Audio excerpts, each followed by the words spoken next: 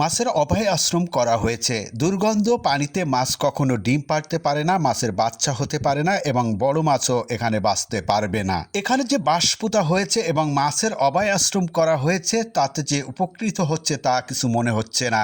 দুর্গন্ধ অবস্থায় রয়েছে জায়গাটা এবং খাল বন্ধ হয়ে গিয়েছে। এখানে যে বাঁশ পোতা হয়েছে কিংবা এখানে যে টাকা খরচ হয়েছে কমপক্ষে 10টা ফ্যামিলি ঘর হতো। বাগেরহাট জেলায় ফকিরহাট থানায় অভয় আশ্রম করা হয়েছে মাছের জন্য। এখানে যে মাছের অভয় আশ্রম করা হয়েছে এতে কোনো উপকারিতা আসছে ভাই, কি বলেন? না ভাই, এতে কোনো উপকারিতা আসেনি। এতে আমাদের হলো ক্ষতি হচ্ছে আমাদের চলাচলের বেগাত আসছে, প্রচুর খানায় ভরে থাকে আর এর ভিতর জল পচে যায়, পচা জলের ভিতর কোনো মাছ থাকে না।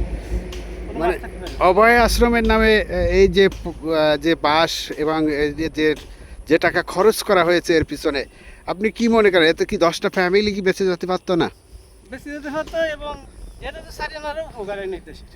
সারিনার যে কয়টা কাজ করেছে এই কয়টাই দেশের। এখানে কোনো মাছের কোনো কিছু দেখতে পারেন যে এখানে মাছের অভয় যে আশ্রম করা?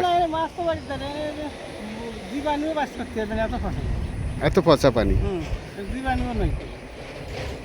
যে পরিমাণ লাল পতাকা এবং যে পরিমাণ বাঁশ পোতা হয়েছে তাতে বাংলাদেশের অনেক জায়গায় অনেক মানুষের ঘর বাড়ি নেই, সেই ঘর বাড়িও এই টাকায় করে দেওয়া যেত, কিন্তু এ করাতে কোনো উপকৃত হচ্ছে না এলাকার মানুষ, বরং চলাচলতিতে এবং কচুরি পচে দুর্গন্ধ হচ্ছে বিভিন্ন জায়গায়। 1 বছরেরও বেশি সময় ধরে এই খালগুলো বন্ধ রয়েছে, না চলতে পারছে কোনো নৌকা, না চলতে পারছে সাধারণ মানুষ, মাছের কোনো বালাই এখানে দেখা যাচ্ছে না।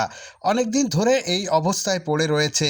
1 বছরও বেশি সময় ধরে এই খালগুলো কেন বন্ধ রয়েছে সে বিষয়গুলো আমরা এখনো জানতে পারিনি। এই ধরনের উদ্যোক্তাদের আমরা সাধুবাদ জানাই, যেখানে মাছ হবে না কিংবা কোনো কিছু হবে না সেই ধরনের অবস্থাকে আমরা সাধুবাদ জানাতে পারি না। এই এলাকার মানুষের দাবি এই দুর্গন্ধমুক্ত পানি এবং কচুরি পচা সরিয়ে মাছ থাকার উপযুক্ত করা, না হয় এটাকে খুলে ফেলে দিতে হবে এখান থেকে। দর্শক, আমি বিদায় নিচ্ছি, রাহুল গুরু।